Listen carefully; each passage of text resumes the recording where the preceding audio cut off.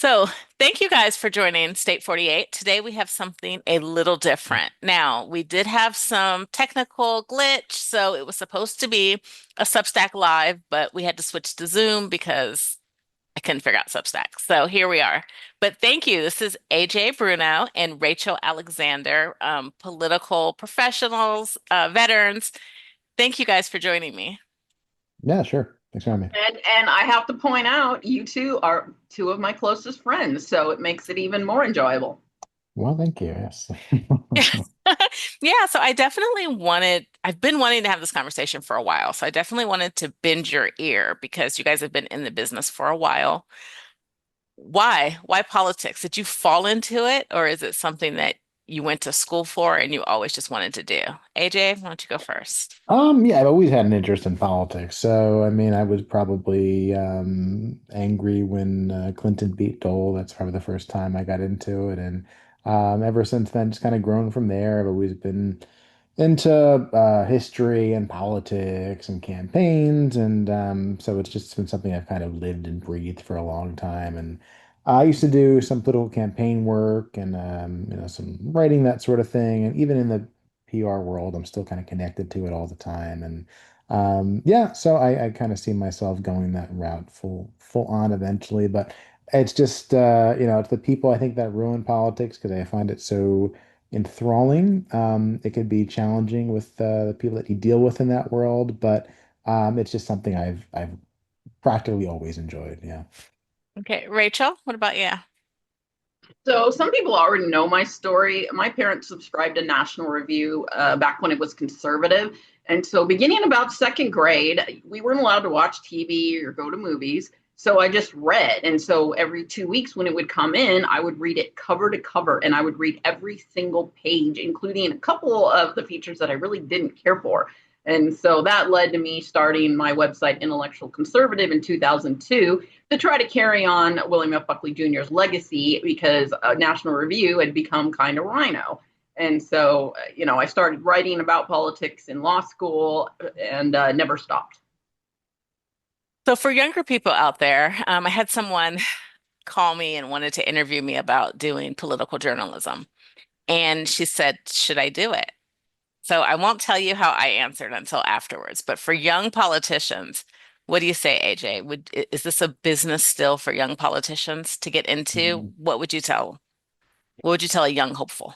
Yeah, I mean, like it is a difficult world. I guess it's about who you know, unfortunately, like anything. So, I think the world of politics was probably, I think it used to be, I don't say easier, but an easier business than it is nowadays. It's gotten kind of, used to have, I think, where it was more civil and that sort of thing. Not that I was ever civil, but it's definitely gotten much worse. And I think getting involved in it now, if someone is really passionate about it, kind of like how, if someone wants to be an actor, they say, if you like anything else, do that. But I guess if you really want it, then I would say go for it. But also not just on a personal level, because it's nice to have that ambition, but people should want to do it for the right reasons. And I think a lot of people in politics maybe don't always have those reasons. They have another agenda. So we want to keep those people out at the same time. It's supposed to be public service and not just self-service. Now, journalism is a totally different can of worms. I mean, we're seeing papers, mainstream media dying, papers closing. Rachel, what do you say? Would you tell a young journalist that this is now the time, especially with AI? Is this now the time for young journalists to be getting in? So you guys brought up the two reasons that I would say are negative. AJ brought up how toxic it's become, and you brought up how journalism is being decimated. And so I would just flesh those out. The toxicity, for example, right before the election last year, I was getting called the C word on X about once a week. And so you're just going to have to expect that negativity all the time. And it's for some people, you need a really tough backbone to be able to put up with all that abuse. A lot of the mentally ill left is being paid to troll us and do that. And then the other thing is, how the industry is being devastated. Journalism is never paid that well. And it's gotten even worse. You know, we're all watching the layoffs. You can't hardly make a full-time living anymore. So, like AJ said, a lot of it is about who you know. I mean, my last job, you know, with the Arizona Sun-Times, I got that job because somebody recommended me. I would, you know, it's hard to find these jobs if you don't know someone.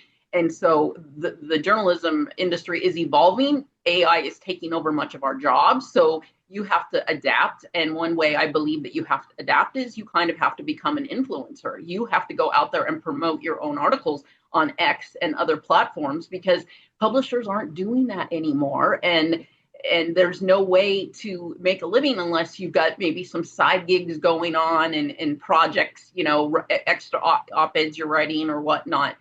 So while we do desperately need, you know, more young people in journalism, and I do encourage them to go into it, I just want them to know you're only of a handful at the top are going to be like a Megyn Kelly and end up becoming wealthy off of this. Do they need to go to college? Because now we're seeing, especially on the right, this push that, college scam. Do they need to go to college, Rachel? Well, I point everyone to Jordan Conradson of Gateway Pundit, who became a much more well-known reporter than me a few years ago in Arizona at like age 19. And he, as far as I know, has still not gotten a college degree. And now he's back at the White House as part of the White House press pool. He's like 23 or something. So, right. I mean, you can do it without a degree, but does a degree open doors? Yeah, of course. I mean, I think it would still make it easier if you had a degree. Yeah, my advice, especially, I have teenagers, is high school doesn't teach you how to think, right? Forget about, they're not coming out knowing how to, write or do math, but how to think is important. And I think if you go to the right college and take the right courses, it still teaches you how to think, hopefully. And so I think that's kind of helpful. AJ, what about for a political consultant? Do they need to go to college? Would you advise them to go that route? Yeah, I guess it does make things easier, right? At the same time, you don't always need to. I want to say I can't remember if I want to say Lee Atwater did it. Maybe he did. It's sticking out in my mind. Maybe he didn't. But an example of someone, I guess, Scott Walker was able to be governor for 3 terms, and he never graduated college. So, Hmm. it obviously helps to open doors and all that if you have those connections. But at the same time, I thought it was bad, for me. But a lot of these universities are cesspools, unless you're going to like Hillsdale or something. I mean, most of them are trash. It's just so full of propaganda and it's so extreme. So I feel like, you're paying and getting into debt to be indoctrinated. So it depends where you go. Maybe if it's a Christian school or someplace more conservative. But a lot of them I feel like are, from a principled perspective, a waste of money. Practically, again, I guess it depends. If you're going to do something which, a degree will make you more money, then maybe it makes sense. But and also it's gotten out of control. I think it's ironic because most of them are so left wing with everything except for when it comes to making money. Then they're the most predatory capitalists ever because the amount of money they must make while being nonprofits is just obscene. So back to AJ, how do kids do it? Because for the longest time, before I even moved to Arizona, it was always in the back of my mind. I want to go into politics, but it seemed like this door, this mystique thing, like how do you do it? How do you actually get in? So for those that know that they want to, become either, a political pundit or a PR or work on a campaign, what's the best route to go for your first job? Hmm. Um, I think what everyone says is to get in the door anywhere. So, obviously, if you can get somewhere where you're being paid something, that's great. But you want to get involved in any campaign or any sort of organization, and then I think that's what opens doors. So it really depends. It's very hard. That's part of why I switched from politics to more PR. It's very annoying getting political jobs, and if you're not one of those people who somehow clicks and makes it in that way, it's just very difficult. But at the same time, like if you find the right opportunity or get in with the right person, it does help. But it's definitely a difficult way to do it. I think people have to be willing to make maybe more sacrifices than some are willing to. I mean, you got to really hustle if you don't know the right people. So I think it just depends on finding the right opportunity and getting a little bit lucky and some people are able to get way ahead and some aren't. So it's just kind of a combination of everything. Rachel, one of your first jobs was with Schweikert on the political scene. So tell us about working for Congressman Schweikert and what did that teach you? And what did that look like as a young staffer? So that was one of the funnest jobs ever. And, I got the job because I knew somebody. He had been the Maricopa County treasurer and I'd been a deputy county Maricopa attorney. So I'd already gotten to know him before he ran for Congress that way. And that was just a blast. It was his first run for Congress. He had a great team of people. I was his director of social media. And a lot of my job was keeping the staffers of his opponent busy on X so they wouldn't get real work done. Like, people don't understand how this trolling thing works. Like some people will tell me, don't feed the trolls. And I'm like, there's a method to this madness. Like you can really do something when you screw with people on online. Yeah, next thing you look up, it's been 4 hours and you've been arguing with somebody who's probably just like in their basement or whatever. Let's talk about building a brand. So whether it's as a journalist or PR, I was interested when I saw your bio, AJ, that you worked for Terrence Williams, because he totally, definitely is like a whole vibe, like a whole brand. So talk about building your brand and maybe how you can wreck it real quick. Yeah, so in the PR world, kind of work with a lot of different people, but we did work with him a while ago. He was very amicable to work with. So yeah. Um, in the case of someone like, you're looking for, I guess, media opportunities to, I mean, he already had a big brand at that point, but I think he's blown up even more since then. So I think it's just a matter of finding what your expertise is and promoting yourself and finding other people to put you in the right places. And obviously, if you have a certain talent or skill like him with comedy and connecting to politics and all that, that helps. So I think all of that is part of it. And yeah, I think it's finding, whatever your niche is and building on that. Some people manage to get a huge following for, I don't know why for some of these people, but if you actually have some sort of expertise or some skill and you're able to reach an audience, yeah. I think it's even harder now because everything is so oversaturated. I thought it was hard enough when I was trying to get a YouTube following like in the mid to late 2000s, and now it's just way harder, almost impossible. And there's all these other platforms, and it's a difficult climate out there, and there's all this competition. Personally, I just want to go back to MySpace and forget the rest of it, but maybe they're not. I don't know. Yeah.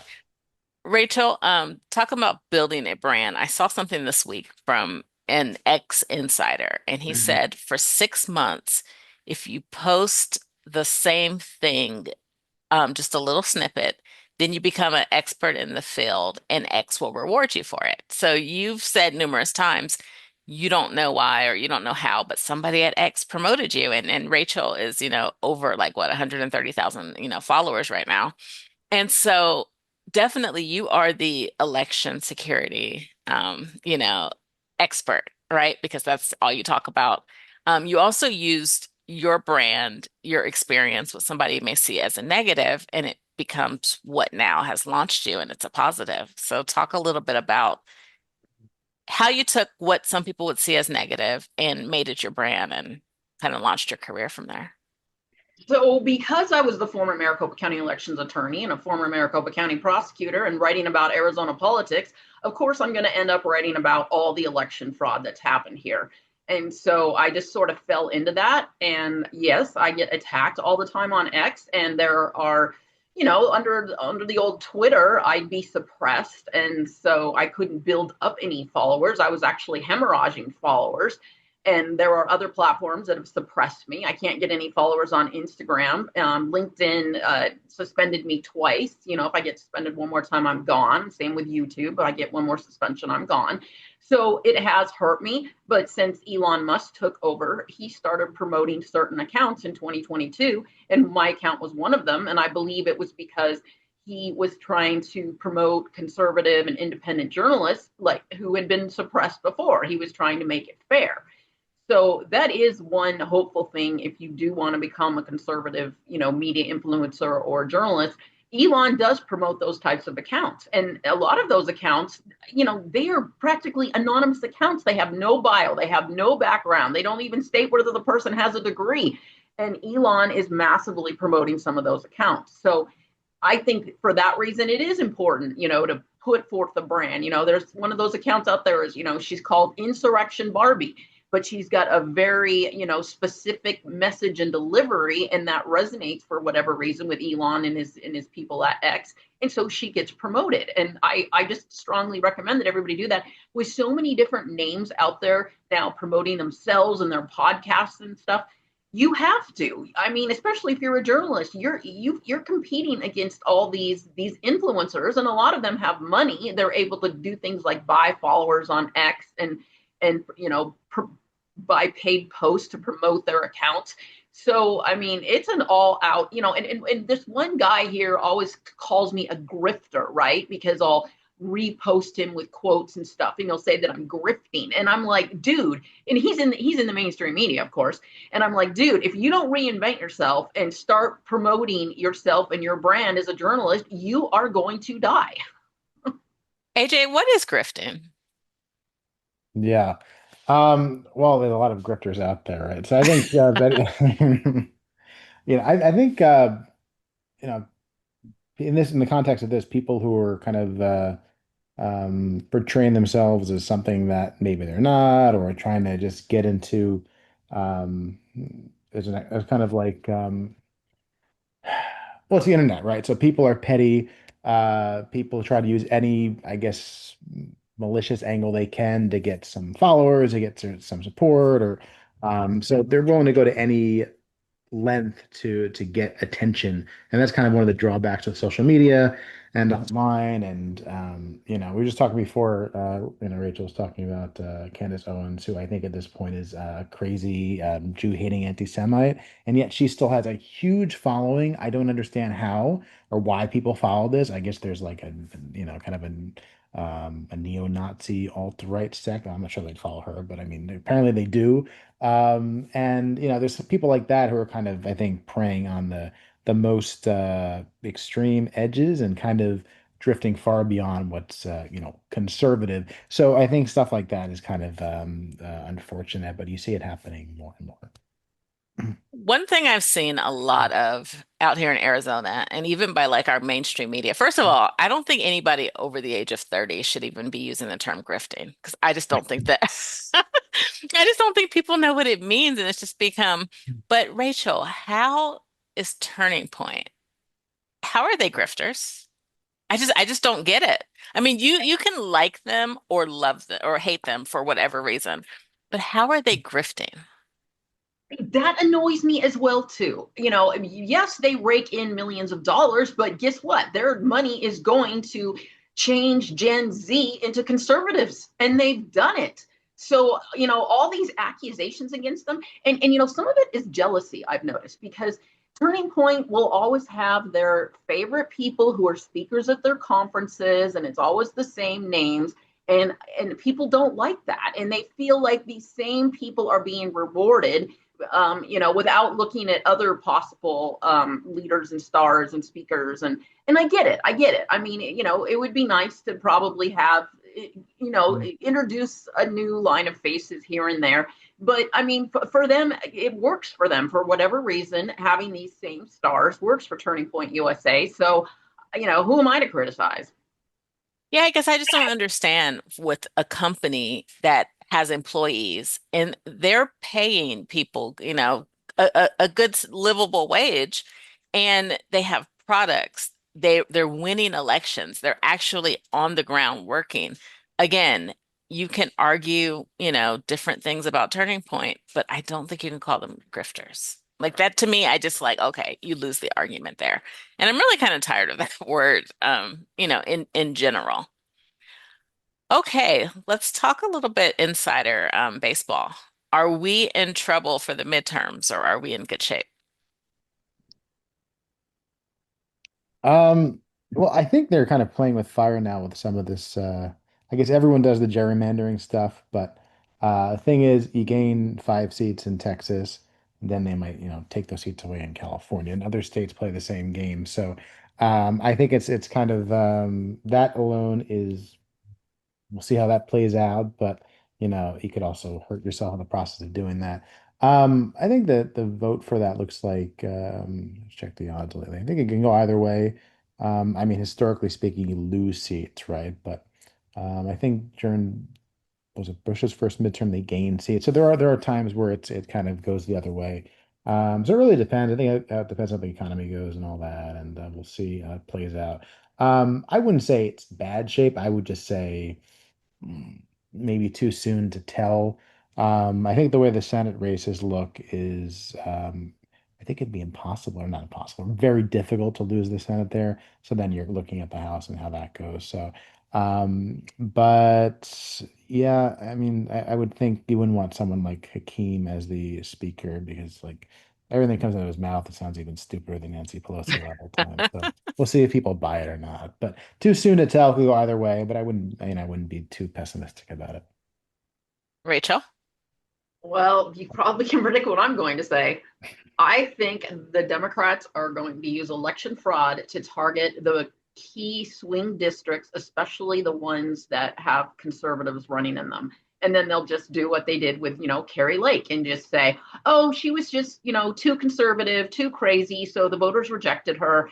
That's my prediction. So those key, congressional races, we're going to have to get really, really involved, and we're going to have to really, really chase the vote to overcome the expected fraud, because that's what they're going to do. They're going to just steal enough key districts to take back Congress.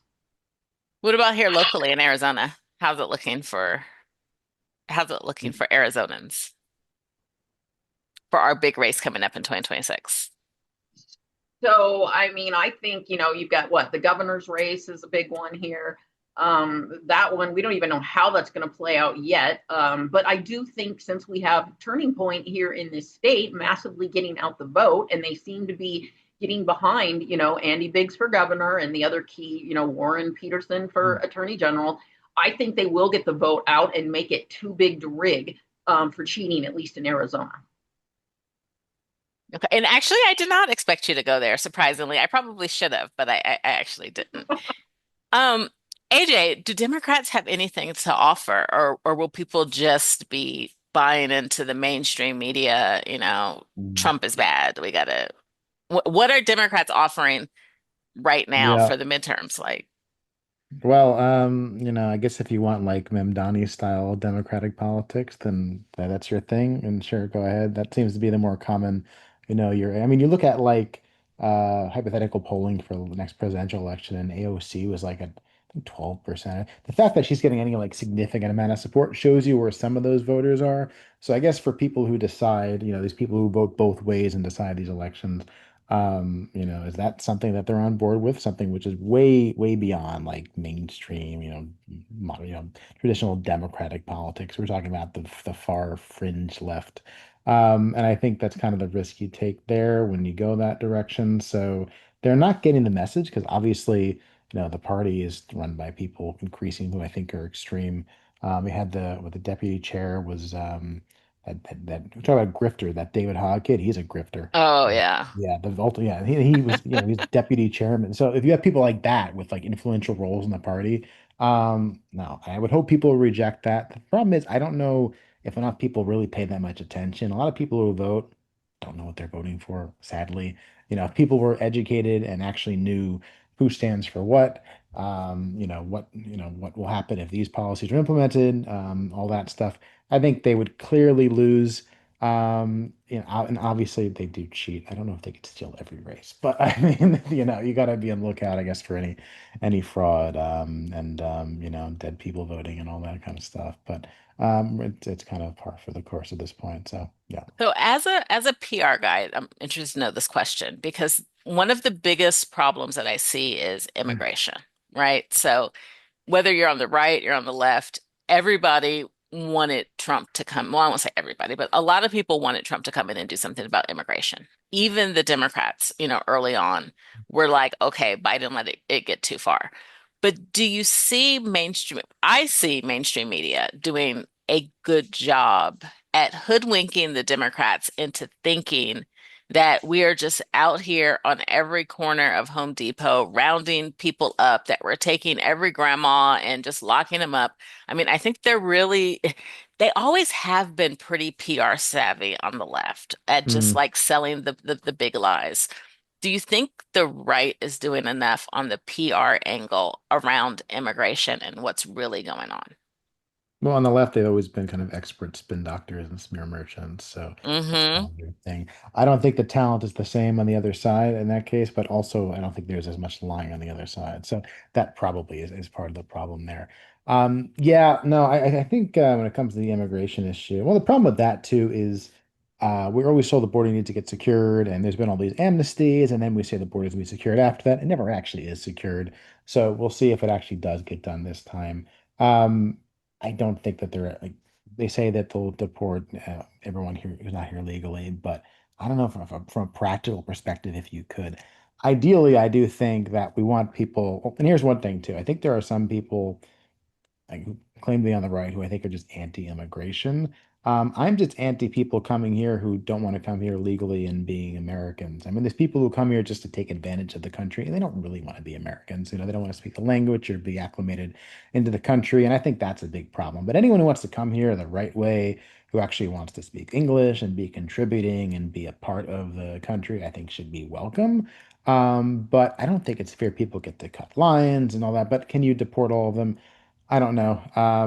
And yeah, I mean, we'll see. I mean, if you give out enough of those $50,000 ICE bonuses, maybe you'll get enough people to help do that. But in the meantime, but no, they're not on every corner. Obviously, you're not seeing raids every two like you're led to believe. So I think it's way blown out of proportion. It's more strategic, and we definitely need more than we had before because we've had so many problems with this issue, it never gets solved. And so hopefully it actually does get solved this time because it's just been the same can being kicked down the road for decades.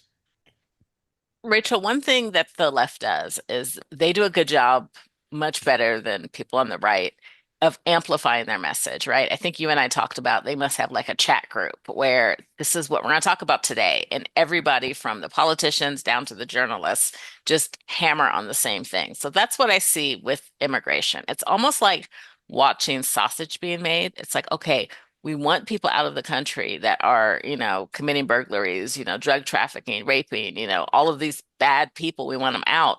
But watching it up close, it's like, okay, the way the left is painting it, it's not always pretty. What do you think, Yeah, Rachel? you're right. You're right. Everybody knows about the journalist scandal from, I think it was 2010 or a little later, where there was a bunch of, MSM journalists in this chat group, and they were coordinating everything, and Elon Musk has posted these screenshots, of these journalists saying the exact same thing. And we don't have that on the right. There is nobody telling me what to post. There is nobody coordinating with me. And you probably know, Christy, a few years ago, like 3 or 4 years ago, I tried to start something like that on the right where us journalists could coordinate talking points and everything. And I got nowhere. I had no funding, no backing. There's just a void. And there needs to be that because that's a typical Alinskyite tactic that the left is successfully using against us that we're not using back. And just like a side note on that, I started going out and Rachel, we were together at one place, to the different LDs and just talking to the PCs, the LDs, the Republican clubs. Hey, you guys say mainstream media is dead. You have not even a handful. You have, two, three maybe in Arizona of, conservative journalists, but do we get reposted? Do we get supported? Do we get, so you can't have both. You can't say mainstream media is dead, they're horrible, but then on the same hand, are you actually doing anything to help amplify the messages of, I'll take even right of center journalists, much less like the hard right, MAGA ones, Rachel. But, just support because otherwise it's going to be difficult to have, a functional Yeah, journalist. and I have to add, Christy, what annoys me is and I'm not going to name names because I don't attack other MAGA, but when I write about a conservative organization or Politico in Arizona, and they never post my article. Even if my article is just completely fawning over them, it's, wonderful press for them. I can't believe how many don't post it. And I'll tag them in my post, don't get any reposts, nothing. I mean, it's like they just aren't willing to adapt and like treat us like they do the MSM. And Christy and I have talked about this too, how some of these politicos will go directly to the MSM and talk to them and give them quotes and repost the articles. But Christy and I just get ignored. Well, How they are out there. the funniest thing is when they run and they do op-eds and they'll publish the op-eds with the people that hate them. But okay, enough Yeah, they about won't. us. They won't even publish the op-eds in my Arizona Sun Times when we all know me and Christy and I are about the top two MAGA journalists in Arizona. So why aren't you posting your op-eds in our publications? Why are you posting them in these publications that hate you?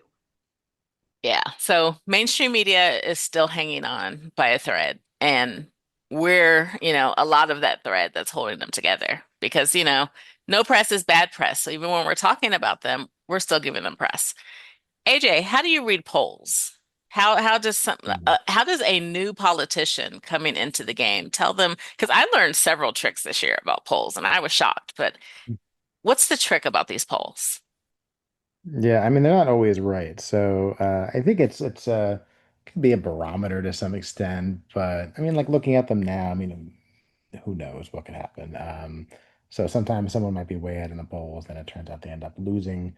With the polls with Trump, you would have not thought he would have won. They didn't think he was going to win. So, they're not always right. Sometimes it depends how they asked. It might be slanted the way the methodology is done. So it's not always reliable. I think it's important not to read too much into it. And the only poll that matters is the one on election day. So we let people get into our head that someone can't win or that it's not worth it, then that might, keep voter turnout down. So I think it's important to realize that only one poll matters. And so I wouldn't be too dissuaded by those kinds of results. And How even do you here, know who to trust? How do you know what mm, pollsters yeah, are that is trustworthy? that is tricky.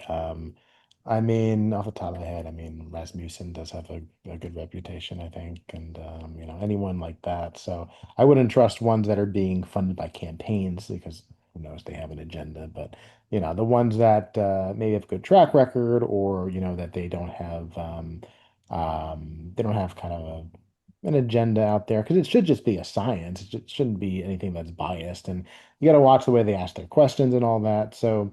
Yeah, and I guess just look at who's the most right. That kind of is the best. Yeah, see, I think because you've been in it so long that you don't realize that people, because I didn't know until this past year that a campaign can actually go out and hire a pollster to do the poll.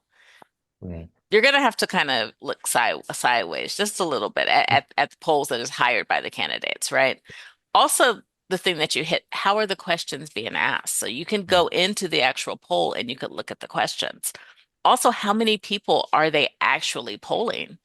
Do they have a good sample of people, or is it a small poll and then it had this one result? Rachel, there was a poll that came out that KTR, Karen Taylor Robeson, posted. How do we know whether that poll is trustworthy or not? So I've got that posted on intellectualconservative.com right now. You can go and read about it. This polling organization, KStrat, did an analysis of that poll and showed how bogus it was. That poll came out by Noble Predictive Insights, which that polling company has a reputation for always showing rhinos doing better than conservatives. Sorry, it just does. And they just decimated the poll. They said, first of all, they said that Karen Taylor Robeson, the rhino, was labeled a Republican, but conservative Andy Biggs wasn't even labeled a Republican. They suspect that they didn't survey enough older people in the poll because that would skew it more moderate. And I like to point out a few other types of things, which are that you can do push polls where you phrase the questions to get a certain answer. You can only survey Republican voters instead of surveying likely Republican voters, or as Rasmussen reports, which is about the most reputable pollster out there, they told me years ago that they only survey or usually only survey likely voters. Now, if the ones who are most likely to vote, right? And those voters tend to be more conservative. So all these biased MSM and candidate bot polls, they don't survey the likely voters. And so that's why you always have it leading up to the election. Oh my gosh, the Democrats are winning, the Democrats are winning. And then when a Republican finally wins, everybody's like, what? They came back from behind? No, the polls were just so biased leading up to the election.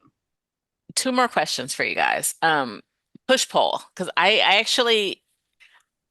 don't really answer numbers that I don't know, but last election cycle, I was just like answering the phone and it was a poll. And so I was just like, I've never done one of these, so I'm interested. So I, did it. First of all, there were way too many questions. By the time it was halfway over, I was regretting that I had even did it. But it was definitely a push poll type of thing. Explain to viewers what that is. Give them an example, Rachel.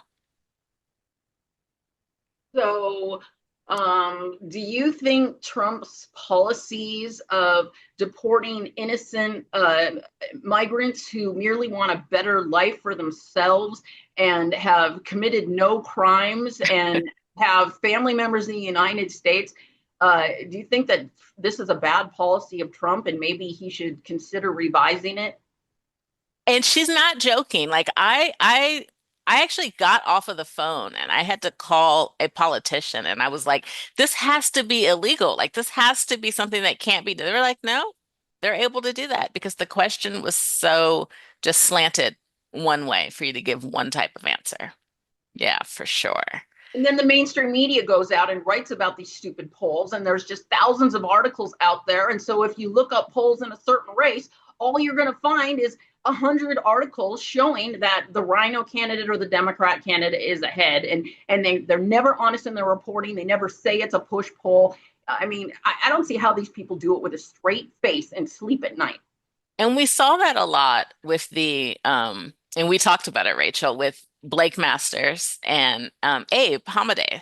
And I'm thinking, me, being a little green still, I'm like, wow, is this going to be a race? Like it's going to be kind of close. And, thinking like, okay, Blake maybe has a chance at this. And Rachel immediately was like, no, no, it's, and you knew, but that's how I didn't know how to really read the polls, then that was my learning lesson. And And you can go through and in some of these polls, they'll actually put their methodology out at the very bottom in fine print, click on another link. So I go whenever I see a poll and I research as much as I can. And 538 up until about 2020, which compiled polls, used to be accurate in labeling which pollsters are the most accurate ones. So Rasmussen Reports up until 2020 was always in like the top 5 for the most accurate pollster. So you can still go back and find that and see, oh yeah, Trafalgar, that's a Republican leaning one. They're also one of the most accurate ones. So whenever you see a poll, just dig into it and do some research and find out how biased they are and how accurate they are. okay, last subject area, third parties. AJ, do you only have conservative clients or do you have some third party independents that you work with? Yeah, I mean, a lot of it tends to lean conservative, but there's either also independent and also some on the left too. So it kind of runs the spectrum there. And yeah, so it definitely leans more on the right, but had some very liberal clients, left-wing clients too. Oh, that's Um, surprising. yeah, so it's keeps things interesting, but yeah, it's not exclusively that, but it does depend. Um, so, sometimes there might be some media I do that maybe is too conservative for them want to do it. But Now, I you're do. nationwide? Are you nationwide? Yeah, I mean the company's based in like New York and Florida, maybe a little bit DC. But we kind of do there's clients everywhere. We've had clients on the West Coast, in between, on the East Coast, other countries. So it really is national, even international in a lot of ways. So it's kind of a big reach for, a smaller outfit. So it's kind of all over the place. And we've worked with people, you wouldn't know technically. We very Well, you don't briefly. have to name names. I was Yeah. just Well, curious. some you would know. We've worked with foreign governments too, so kind of a lot of stuff. Yeah. But Okay. yeah. Third parties here in Arizona, it's divided about a third between, independents, true independents, or I don't know how you want to classify them, Dems and Republicans. Right now, independents are the ones that are kind of surging. Rachel, talk about third parties. Why are people flocking to third parties, and are they a problem, going to be a problem for the upcoming 2026 elections? Well, I do think it's a problem because you can't really get a feel for how they're going to vote. But studies have shown that independents are pretty evenly divided down the middle between the ones that vote with Republicans versus the one that votes for Democrats. So even though, it sounds like, oh man, it's a threat, independents are surging, like, for the last few years that we've had more independents than Democrats, but Republicans have mostly stayed ahead of the independents. So I just don't think they're that big of a factor because they're so evenly split. And I've looked at their numbers over the years, and it's not changing. If anything, in recent years, they've trended a little more towards Republicans. So with our 7% statewide voter registration advantage of Republicans, we're in really good shape. And the only way, we're going to have a bad year this coming election is if there's voter fraud. I would definitely say in Arizona, they do trend to be more right, more, conservative, the independents. Why they're choosing independents, that could be a whole nother, podcast. But AJ, do you think in areas like Arizona or other areas that have a high amount of independents, do candidates need to tailor their messages, to reach them? Mm. Um, yeah, I mean, it's a shame with Arizona because it used to be a very solidly red state, and these days it's purplish, or even in some circumstances, I mean, you got both senators and the governor who are Democrats, good friends of Rachel, I know. But yeah, so I think you do have to kind of tailor. Girlfriend. Yeah. That's almost So a fight word. I remember I called Arizona purple, and Kelly Ward, she was like, "No, we're not," on my post, and I'm very friendly with her. I love Kelly Ward. But that's almost a fight word to call Arizona purple. yeah, I mean, I'd like to say it's a red state still, but I mean, it's just not what it used to be. It used to be, it was in the bank for whatever reasons now, but you used to know it was in the bank, very Republican, and it's just not quite the same as it used to be. Hopefully it gets back that way, but it's just, I mean, look at like, I used to think Virginia was a great state, and that state is now, I mean, it's not even purple, it's really blue now. That used to be a great state. So unfortunately, there's been some shifts in negative ways. Who would have thought Georgia wouldn't be, a deep red state? I mean, just so at the same time, some have gone the other way too. So, but having said that, I think like people say it's a center right country, so you should be able to have a sensible conservative message and reach independence. You would think. So, yeah, I think if you have a situation where it's about split third each way with a good message, it should make sense. It should win enough of those voters over. So yeah, you have to reach out to them, but there's, they say it's the economy is stupid. So I think if you have a good economic message, that's what matters. Democrats have tried to make things about like abortion and all that. People don't vote on that; they vote on economics. So as much as they try to pull these other issues in there, I think if you have a strong message, especially on that topic, and in a state like Arizona, immigration, that sort of thing, border security, I think that's a winning message. And to me, that's not even necessarily, it's not even really a Republican thing. It should just be a common sense American thing. And that should reach enough people, at least in my opinion. So we saw Gallego do like the traditional thing, Ruben, Senator Ruben. Um, Senator. we we saw him um make the move towards the middle when he ran, right? It used to be, okay, win your primary and then move to the middle is what everyone did. And we saw that with him. I mean, we were like, who is this guy? I mean, they took his Twitter. He started being, super rational, super conservative. It didn't last. He's back, on Crazy Town. But now we did see that for a little while.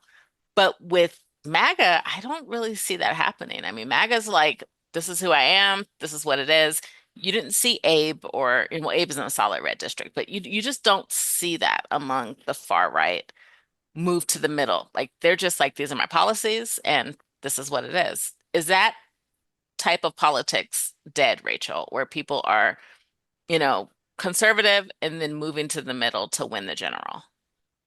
Well, I think conservatives are just more honest. Yeah, there's some dishonest politicians on the right, but I think for the most part, they don't want to compromise their values. And with Trump becoming president, I just feel like people have become emboldened. Like we feel like we can stick to our principles and not try to sound like squishes. to win general elections. Now, could it come back? Yes. Like if we end up with another George Bush type of president, yeah, conservatives could get scared and start trying to, run to the middle. But I think Trump has just brought in this new era where people are like, I don't have to fake it. I don't have to run to the left in order to get elected. Okay. So final words. Thank you guys, first of all. Um, I'll go first. So I wanted to ask you guys in closing, what is something that you would do different if you could start your political career or PR career over? What's something you would do different? So for me, I definitely would not have ran for the Corporation Commission um, out the box. One, I do think that I was still one of the best candidates that was running, but You I were just the best candidate. The other ones didn't even come close because they didn't challenge ESG and DEI. No but I brainer. just I just think that I stepped into quicksand not knowing how powerful APS was, not knowing all the different factions in Arizona. So I think I would have gotten to know all the different factions a little better. And I would have wrote my book first because I learned some stuff that I didn't know about me. So yeah, there's that. What about you, AJ? Yeah, I coulda, shoulda, woulda. Yeah, well, I think for one, I probably would have found like a conservative school to go to and went there somewhere in like the some reliably read place, I think. And I think I would have that would have helped launch it because I wanted to launch it a lot more effectively after college than I did. I thought at this point I'd be deeper into elected office, to be honest. So yeah, I and so I kind of have to draw up a new plan with that. But originally, I would have liked to have maybe worked in a Republican administration, right? Well, there wasn't one because of Obama then, but and then ran for office, Congress, like at 25, that sort of thing. But it's all about, I think, making the right contacts, which I didn't have at the time, or getting the right opportunities. I would definitely start it in a different place geographically, instead of like I went right to DC, which I don't know, that doesn't help for running for office if you're doing it somewhere else. So I would approach it from a different perspective than I did. Went someplace with people more like-minded. So that's kind of a big regret for me. Rachel, And anything you would do differently? oh yeah, I mean, you all know me as being a lawyer, but I wouldn't have gone to law school. I would have just gone straight to journalism. Maybe not even gotten political science and history degrees. Maybe majored in journalism, and maybe Fox News was starting up in the late 1990s. I mean, maybe I would have done something in broadcast, but I mean, my home is in journalism. I feel like it's where I belong. I love it, and so the whole legal thing, when I went to law school, my plan was to practice law for 2 years and then become a senator. I mean, I was so naive back then. And, me now, I'll never run for office. No way. Mm. But it just, yeah, my life turned out differently. And so I guess I just write a lot about legal issues and lawfare now. I Well, yeah. I also would kind of duct tape on that too. I mean, I definitely feel like journalism is probably the most alive, as far as career-wise that I've been. I mean, I love everything about it, right? Every single aspect. Now, does, everything else have to catch up with it? Sure, because, like I said, journalism, this is a project of love right now. And I'll just leave it there. So it definitely needs to catch up with, what law was, providing, mediation was providing. But yeah, well, thank you guys. This was fun. Yeah, Thank you thanks. for having us, Yeah, Christy. great Yeah, job. we'll have to come back again and talk, especially closer we get to the midterms. Love Sounds being good. with my peeps.